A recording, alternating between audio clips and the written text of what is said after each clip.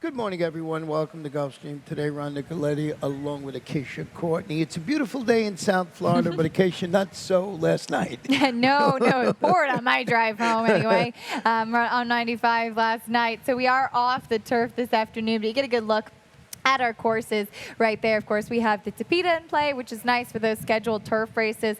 Those off the turf will be moved to the Tapeta, and as a result, very few scratches. Very few scratches this afternoon, and the Rainbow Six, which starts in race number 4 at $900,000 gross jackpot guarantee this afternoon. $900,000, just skirting with that $1 million. That's right. It's sitting there waiting for you, up for grabs, and hopefully you'll take a chance with the 20-cent base wager Rainbow Six. We have that gross jackpot guarantee. Plenty of opportunity in today's sequence. Well, we're going to jump right into today's card, and Brian Nato put together an early pick 5 ticket, so we'll cruise that one, and we never know what the price is going to be today. $30, very affordable. $30 with the spread in the opener, and you can see even very early on in the wagering, Vintage Girl, the tepid favorite at 3-1, a wide open race. So 5 horses in race 1, a single in race number 2 with the 3 Wicked Temptations, who should get a terrific trip, cutting back in distance. Eddie Plesa Jr. having a terrific championship meet here. Maidens off the turf in the 3rd, 4 deep in there. Again, very few scratches. We're on the Tapeta for the 4th, where he has 3, and then another single in the cash out leg in the 5th. That is Black Swan for Rusty Arnold with a significant drop in class. Yeah, big drop in class, so $30 this afternoon. Lots of coverage here in race number 1. And race 1 is going to be on the all-weather Tapeta at about a mile in the 16th. These are maiden claiming filly 3-year-olds, $16,000. Yeah, I guess Splicer, who you have on top, I have in second, is the one to beat. I actually ended up scratching into this horse. I had picked Artificial Intel, but this one, Splicer, knocking on the door, finished second last time out ahead of Brain Trust. I was too hard on that horse. I should have bumped him up a little bit with the scratch, or her, I should say. But Splicer has been close. Let's see if she can get the job done today. Yeah, I did go with that number 7 Brain Trust, who I believe is sitting on a winning performance after responding to the move to the all-weather Tapeta and the stretch out around 2 turns and the addition of Lasix with an improved stalk to pace 3rd at this level of distance for David Fawkes, who we've talked about a lot, has just been on fire in the Tapeta surface. He's winning at 31%. So put that all together, I put this one on top of my ticket. Yeah, this horse has been a big price in both of her starts so far, but she did take a big step forward last time out, I would agree. The number 1 Mo Clips is lightly raced. We'll show her debut race. Yes, it was sprinting, but she had a lot of trouble for a first-time starter going 5.5 on debut. She's the number 7, and you'll see her here in position and then just completely has to steady back early on. Checks out of position, loses all spot. Now, there was a loose horse, as you saw there. Now she's 5 wide into the final turn. It was an eventful race, hopefully taught her something. Blinkers go on, and she does stretch out. A few changes for her today for Jorge Delgado, but thought that this was a credible race given everything she had to overcome. Yeah, she's running very well through the stretch. You see her there, number 7 horse. So she actually closes and does very well. And as you mentioned, the stretch out today. The current tepid favorite, as you alluded to, is number 3 Vintage Girl, who's going to the Amador Sanchez barn after their claim. Going back to the all-weather today after rallying to finish second against those 12-5 maidens. That was going to 1-turn mile on the dirt. The barn is good, 20% with recent claims. So you figure this horse right now very early in the wage, and you can see just how wide open this race is. Yeah, and those Tapeta races were just okay, but they were for 25, so she drops in for 16 now as far as just comparing the Tapeta form. Let's go to race number 2 this afternoon. We'll go on the fast main track, and this is 6 furlongs. These are claimers. 4 and up, non-winners of 3 races in lifetime, 12-5 down to $10,000. Did have an early scratch in here of the number 1. You went with the number 3 Wicked Temptations, who's turning back to his best distance, 7 starts, a couple of wins. Yeah, and I think this is actually Brian's first of 2 singles in the early pick 5, but Wicked Temptations cutting back in distance, 2 starts back, finished 3rd at this level when sprinting. I think even with the scratch of Lad Needs a Handler, there is enough pace in here. You do see to the outside New York Style and Whiskey Sunrise, who I think are going to be forward. I thought Wicked Temptations was going to sit a great trip.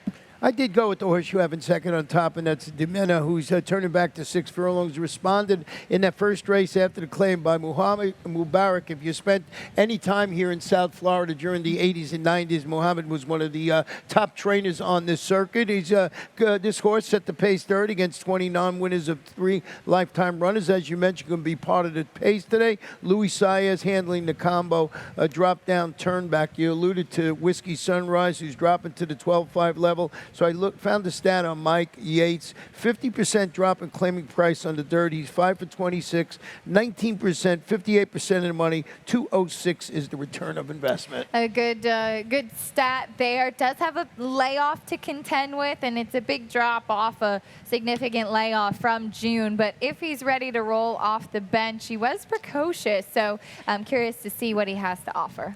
Well, race number 3 this afternoon, originally scheduled for the turf to be run at about a mile and a 16th on the all-weather surface. These are maiden optional claimers, 3-year-olds. The optional tag, if you're not a Florida bred, is $50,000. And we'll start it off with your horse that you have on top, and that is the number 6 horse in here, and that is Tour Star. Yeah, this one was my long shot play of the day, and I still do like her. I kept her on top. I know that she will have to contend with the Tapeta versus the turf, and I really liked her on the turf, given the pedigree by Taurus out of a mare who was a multiple stakes winner and good on turf. But the thing that I thought was really intriguing is Kelsey Danner is about 20% with first-time starters over the last couple of years. Really good at getting a horse ready to roll at first asking. The works looks like this is one that's ready. 48 flat on the turf in that most recent work at Palmetto. So I thought that she was really intriguing and might be one to be overlooked a little bit. Yeah, and you know, with the move from the turf to the all-weather, maybe you do go with a first-time starter in here. The number 7 horse, how do we go? Omichiti. That's what Pete said last time out, so that's what we're going to go with.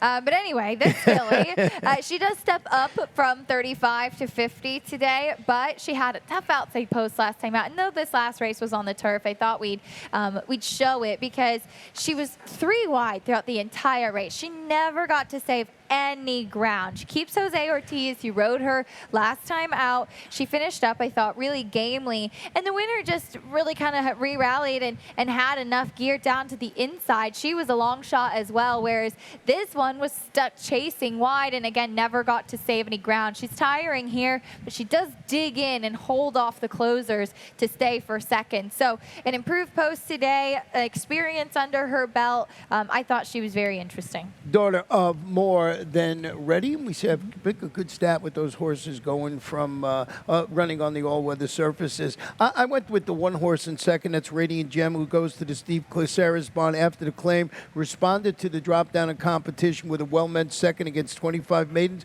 And that was going a mile into 16th on the Tapeta. It's a Daughter of Summer Front. Gets Lasix. Irad Ortiz Jr. Yeah, nothing wrong with her picking up Irad Ortiz Jr. here. The question I have with this one, though, is that was for 25. She steps up and faces what you would think would be tougher today, and she just wasn't able to get the job done as the favorite last time out. And coming from Kathleen O'Connell, who's the top barn as well, but certainly Steve Clissaris, Irad Ortiz, you have to watch out for these. The 5 winning laugh is returning to action on the all-weather. Tapeta with Lasix added. Broke poorly from the rail in a career debut. That was on the grass. Mark Cassie does an excellent job with horses going from turf to the all-weather surface. And I thought that this one needed that race first time out, so I would expect a fitter and stronger performance second up. Edwin Gonzalez atop the Daughter of Ghost Zapper. So we'll take a short break. When we come back, we'll have my Rainbow Six ticket this afternoon. And they're off. Second in the 2-path. Ground on first inside. Race.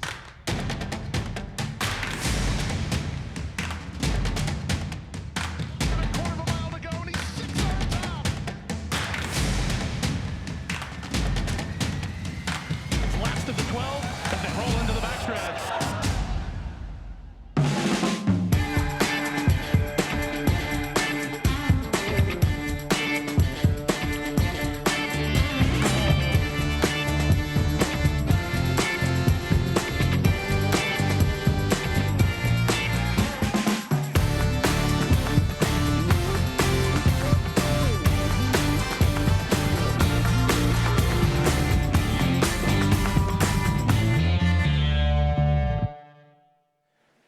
Welcome back to Gulfstream today, Ron and Keisha. And race number 4 is going to be on the all-weather Tapeta, and it's also where our Rainbow Six starts. Alert the media, it's not $43.20, $48.60 this afternoon with a single. Throwing me off here.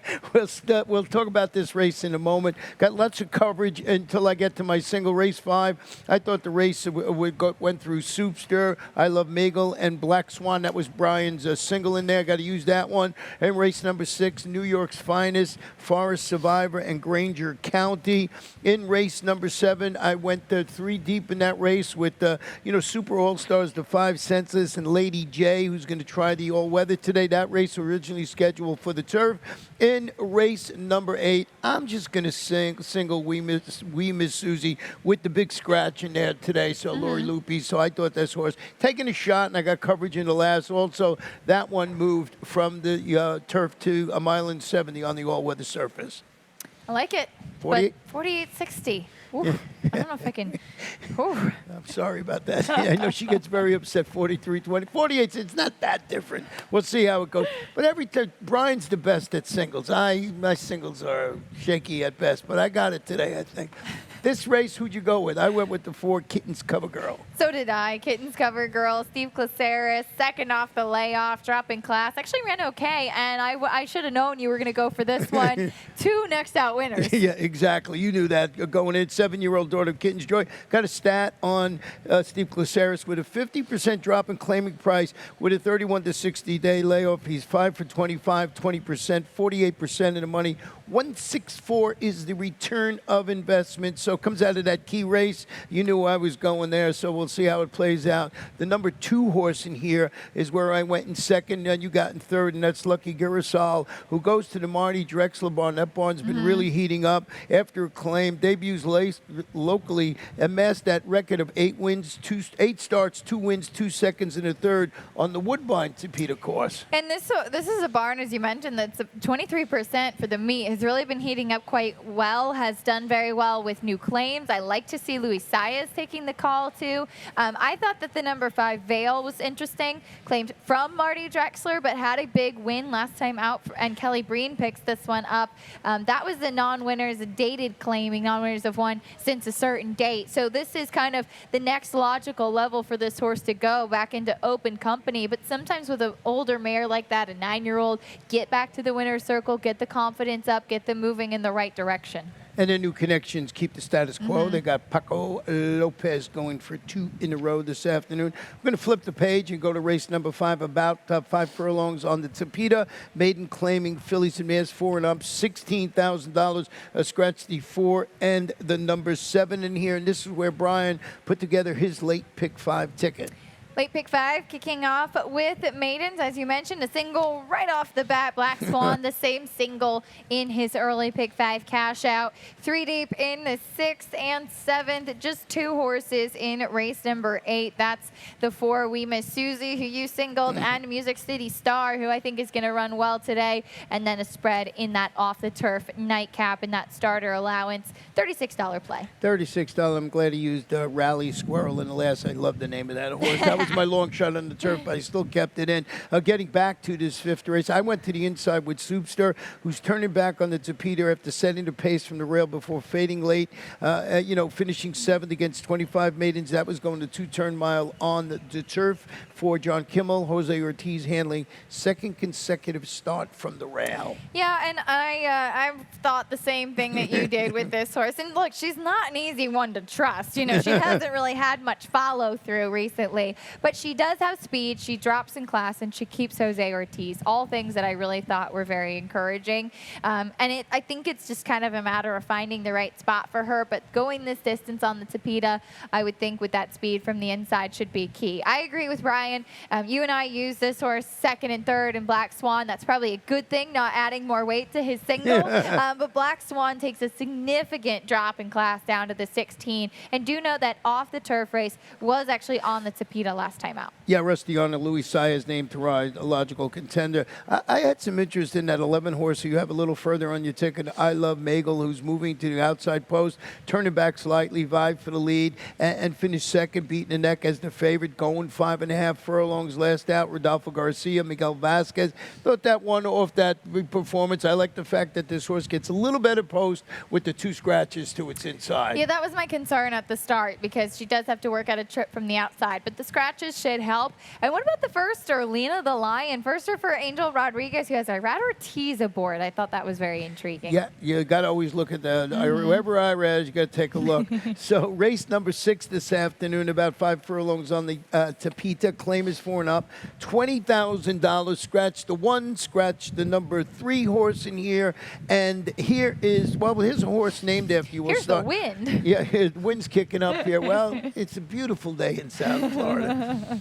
Here's one of the, well, this is sort of could be your name here, New York's Finest, because you lived in New Aw. York a long time. And you're living in New York right now, so we'll give you that. I New York's love it. Finest. From the snowbird now. It's turning back slightly to 5 furlongs after returning from the layup to finish a rallying second against this level. Going 5.5 on the Tapita for Mr. Peter Walder, Miguel Vasquez, handling, we'll call it a mini turnback today. I like that. Yeah, I think this horse makes a lot of sense. Went this distance 2 back. And the one that beat him that day was Frenchman Street, who we know is such a hard-knocking older campaigner. He's as tough as they come and came back to win again. So he actually, I thought, ran quite well. He's been knocking on the door in the last couple. I did give a try to Granger County, who ran against Frenchman Street, speaking of him, 2 starts back. And I thought actually ran a sneaky okay race because he was further back than he typically is. That was his only recent start on the Tapita. Prior to that, did finish second. But I thought that was a sneaky race, and he should be a little bit more tactical today. I think he spotted perfectly today. I think this is the good spot. I split those 2 horses with the number 2 Forest Survivor, who's changing barns, going to the Joe Orsino barn after the claim,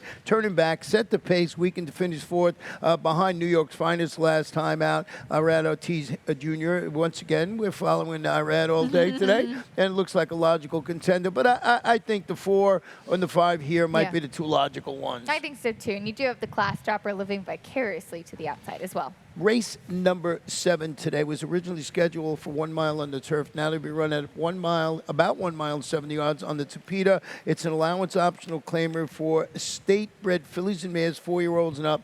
The optional claiming price is $16,000, and as Acacia alluded to, only 1 scratch in this race. That was the beauty of the all-weather surface. When we come off the turf, you don't get a lot of scratches. You went to the inside with the number 1 Lady J, who's going to depart from that rail today. And this last race that we'll show you was on the turf, but I did think that it was worth showing. The short comment said that she broke slow. I don't think that she broke very slowly. I just think that she's not a speed horse, if that makes sense. She actually got into pretty good position. So I just wanted to show that don't assume that she's drawn to the inside, that she's going to break slowly. I don't think that she did. Now, even though she got into good position early on, she ended up 3-4 wide on the final turn, but she ran very well behind the eventual winner, who was Lady Dominance, who ended up closing to catch the top 2. I thought looked like she was going to be able to win, maybe waited on horses a touch. This race does come off the turf here today, but she has 2 wins on the Tapita as well, or at least 1, as that was back in October, had that victory. So we know that she can handle the surface too. Yeah, and it was part of that win streak she had going. Yeah. She had won 3 or 4 races in a row and went from the turf to the all-weather and didn't miss a beat. So she's a logical contender in there. I did go with the number 5 Super All-Star, who's beating the neck on this all-weather surface. 2 starts back, returns today to Peter after returning from a layoff. Tracked the pace, finish I thought a stamina tweaking 4th against similar, going a mile into 16th on the turf from Mark Cassie. Edwin Gonzalez, daughter of Union Rags. That was a very fancy way to say it. I'm classing it up here a little bit. I can see that. I can see that. Yeah, this horse's Tapita race 2 starts back. She was actually elevated to win after the DQ of the horse that crossed the wire first in Sweden. And I know you love Sweden. But this one, I thought she ran okay last time out. You're right, it could have helped with stamina. I just wasn't sure if she was quite as good as some of the others in here. Her stablemate I actually preferred, the number 2, Causing a Hullabaloo, as as this one was really headstrong in that Lady J race, actually, too. She kind of rushed up, and it looked like the rider couldn't really control her very well. So I like to see Misael Jaramillo getting aboard, as he actually piloted this horse to a win, and I think knows her a little bit well, and will kind of let her have her head a bit more.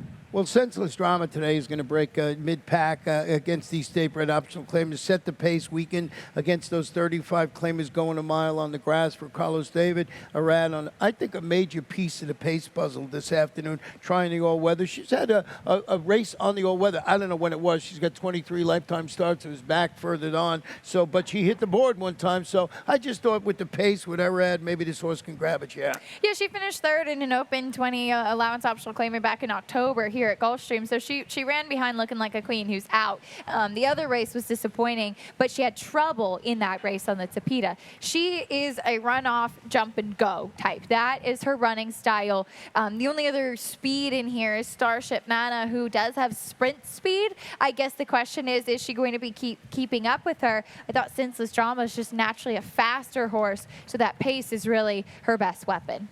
Let's go to race number 8 this afternoon. 6.5 furlongs allowance optional claimer, fillies and mares 4 and up.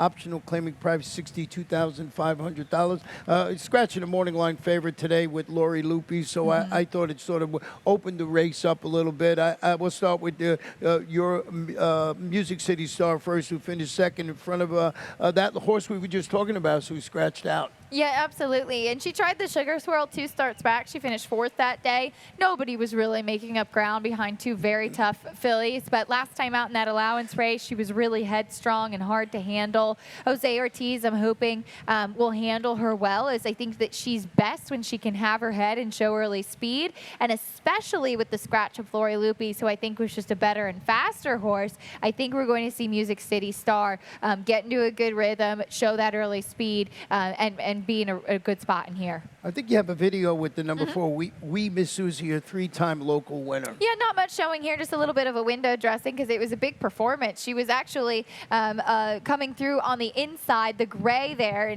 and she just really had plenty of space as the number 4 was getting out a little bit there. But she just powered on through, pulled away under Junior Alvarado, who will ride her again today.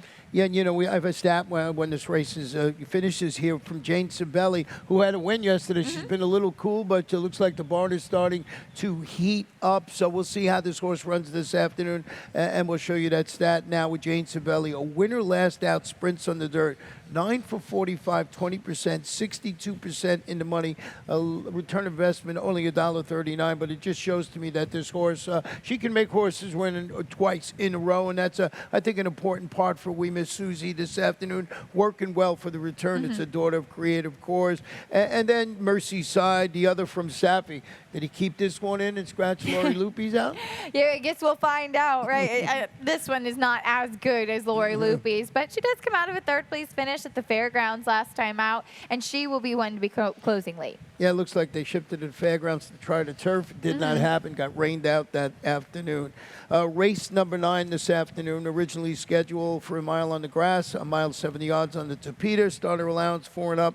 Started for $40,000 or less, and I think that you might have the logical horse in here, and that's the number 5 Prefect. Yeah, this one ran on the Tapeta last time when the race came off the turf. I was really looking forward to seeing him get back on the grass today. No such luck, but we know he can run on the Tapeta. That was a tough beat last time out behind Bohemian Boy, and I thought that was a big performance for him. Obviously, he's a horse that's in good form right now, even with a bit of that layoff, and keeps Louis Sias aboard. I did go with the number 8 Rally Squirrel. I kept on top. It was actually my long shot today on the turf. Is stepping up on the Tapeta after rallying to score. I thought it was a good race, a hard-fought nose against those 35 non-winners of 2 lifetime runners, going a mile in the 16th on the turf for Mike Maker. Claimed his horse a couple of starts back. He's got Paco going for 2 in a row. I mean, I just thought this horse had the credentials to run well on the turf. We'll see if he can do that same thing on the Tapeta today. Yeah, he's by am sure was. She was a grade 1 winner on turf and dirt, so there's versatility in the pedigree. The number 10, Our Country, I know that it had been a long time since he came to the races, and it also had been a long time since he saw the winner's circle. His last win was on the turf, but I thought it was a big performance, and it was really a turning point for him. I know that was the non-winners of 2 condition, and I had commented on this before the race. He looked the best I've ever seen him look. It looks like he's come back as a stronger, mentally sounder horse for George Weaver, and it's encouraging to see him come back relatively quickly off that win in a tougher spot as well. So that speaks to the confidence, and we'll see if Our Country can keep things going in the right direction. Yeah, it was a pretty good race. When you watched this race this morning, I knew you were going to show it this afternoon. Ran a really nice race, and once again, a horse I think you're going to have somewhere on your ticket. What about the number 3, Hail to the Chief? If you like Danny Gargan, he's got the 5 prefix, but he's also got the 3 in here. Goes through his barn after the claim, rallied to finish 3rd against those 35 claimers going a mile in the 16th, and that race was moved from the turf to the Tapeta. Arad Ortiz Jr. will ride this half of the uncoupled entry. And he already has a win on synthetic back in 2019, but his last 3 races, as you mentioned, running some big buyer speed figures as well. I think he's a big player to come from off of it. And Barkley Tag, if you're looking for a super play, season to dream, try the Seize the Victory here on the Tapeta. First start since rallying against those 50 maidens on the grass back here in December.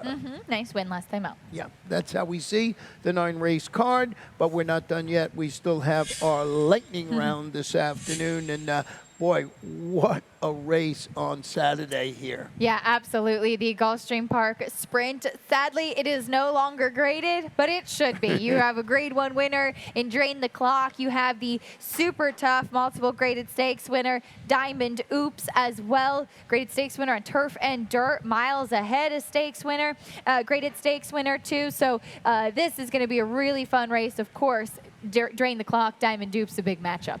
Yeah, Drain the Clock came off the layup in the summertime and just happened to win the Allen Jerkins, so it could run well. No big deal. No big deal. Win the grade 1 Allen Jerkins and working up a storm. Just one of those fantastic races. But you know, our sister track Laurel's got a great day. They got the Winter Sprint Fest up there. Yeah, absolutely. We look forward to that. Tuning in on Saturday, February 19th, the General George and the Barbara Fritchie. It was a great day of racing up at Laurel Park.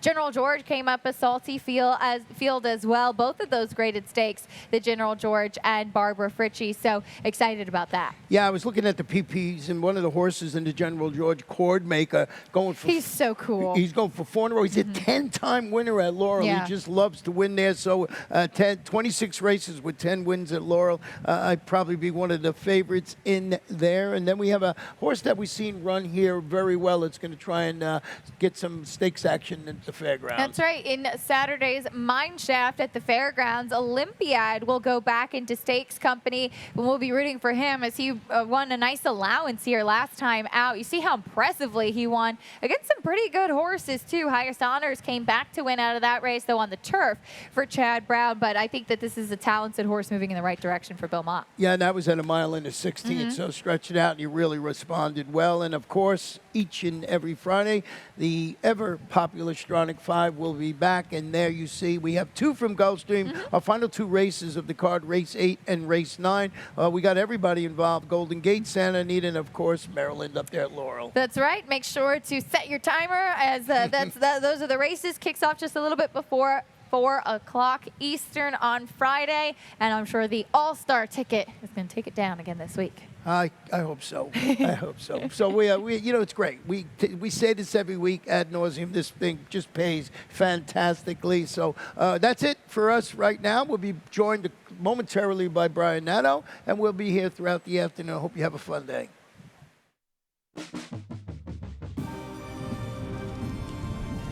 I remember the first time I came to Gulfstream, it was like this big fairy tale place.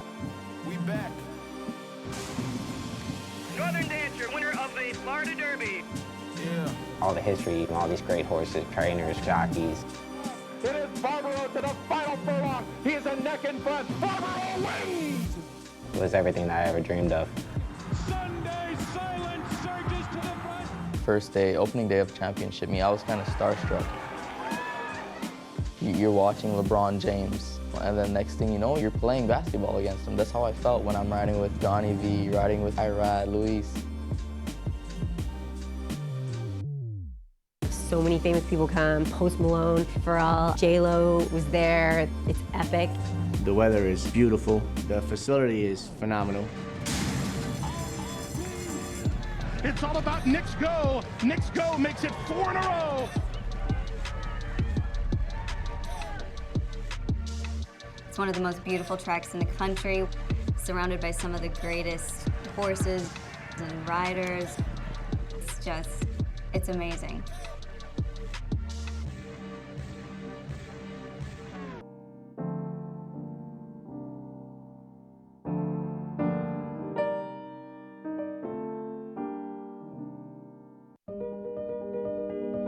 I'd always had a really deep love of animals. When I started riding, I felt that instant connection. It was this horse, Siren, that she was a thoroughbred, she'd been on the racetrack.